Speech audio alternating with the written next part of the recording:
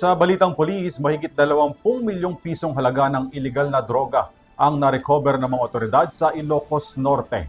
Si Dana San Antonio para sa detalye. Na-recover ang 3 pakete ng shabu na nagkakahalaga ng 20.4 million pesos sa iba't ibang baybayin ng Ilocos Norte.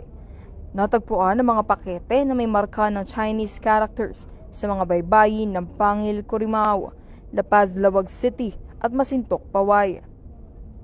Ang mga nasabing droga ay isinuko na sa PIDEA Ilocos Norte Provincial Office kasama ang Philippine Coast Guard at Philippine National Police noong June 12 at 13.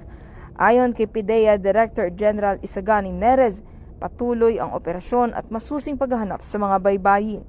Layunin daw nilang matiyak na malinis ang mga karagatan mula sa anumang iligal na aktibidad.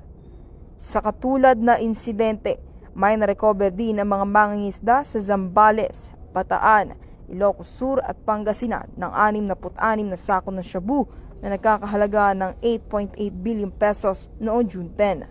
Dana San Antonio, sumasaludo sa bawat Pilipino.